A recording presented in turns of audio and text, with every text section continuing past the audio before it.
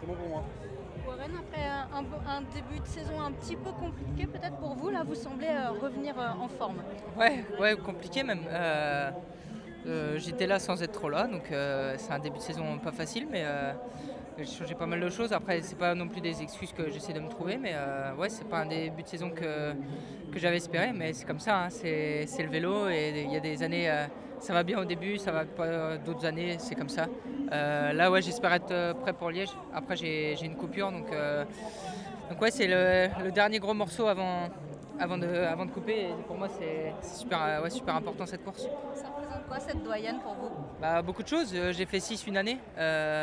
C'est sûr que j'aurais préféré de la pluie et du mauvais temps. Malgré que j'aime bien le chaud aussi. Mais à cette période de l'année pour moi, les classiques, ça doit se courir avec un temps de classique et pas avec un temps d'été. Et ouais, c'est la plus belle course de l'année. Pour moi, c'est super important. C'est un gros objectif et j'espère pouvoir répondre présent dimanche. C'est quoi, on a envie forcément d'inscrire son nom dans cette course-là? Bah, bien sûr.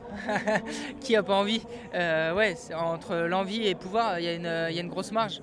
Là, pouvoir, je pense que ça va être compliqué ce week-end, mais d'essayer d'être attaquant sur le final serait déjà très très bien.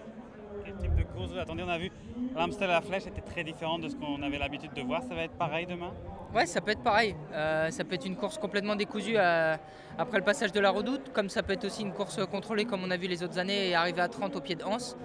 Ce qui a joué beaucoup à la Flèche aussi, je pense, c'est le gros coup de chaud que tout le monde a eu et avec le pollen. Il y avait beaucoup de pollen dans l'air, donc dimanche, je ne sais pas trop comment ça va se passer, mais ça peut être un peu le même scénario à 50 bornes de l'arrivée que ça commence à attaquer déjà. C'est vrai qu'il y a une sorte d'alerte ici avec le pollen, vous en parlez, ça affecte beaucoup les coureurs ça? Ouais, il y a des coureurs plus sensibles que d'autres, il y en a d'autres moins sensibles et c'est vrai que c'est pas forcément facile pour tout le monde, mais ouais, c'est comme ça, il faut faire avec. C'est quoi, ça empêche de respirer? C'est les Ouais, on respire un peu moins. Bah, pour ma part, moi j'ai les yeux qui grattent beaucoup. Mercredi, il grattait beaucoup, mais faut faire avec, hein. C'est la nature aussi qui fait ça. Et ce qui serait bien, c'est juste une petite averse pour que tout tombe au sol et qu'il n'y en ait pas pour demain. Warren, ton regard de coureur tricolore par rapport aux performances de Julien Alaphilippe cette semaine Ah bah c'est bien, ouais, c'est bien pour la France, c'est bien aussi pour lui, bien pour son équipe, c'est une super victoire. Gagner comme il a gagné, il a eu le timing parfait. Ce qui est juste dommage, c'est que ce qu'il n'a pas pu savourer. Je pense que s'il savait qu'il n'y avait personne devant, il aurait pu savourer encore plus sur la ligne. Mais ouais, c'est une très belle victoire en tout cas. Le fait d'avoir vu Valverde perdre, ça change un peu les choses dans la tête, on se dit ah il est peut-être plus aussi fort qu'avant? Pas perdre, il a fait 2, hein. 3, 2, 3, 3, 2, 2. Pour moi, il n'a pas perdu, hein. Quand on fait 2, quand on perd, c'est quand on est dernier ou abandonné.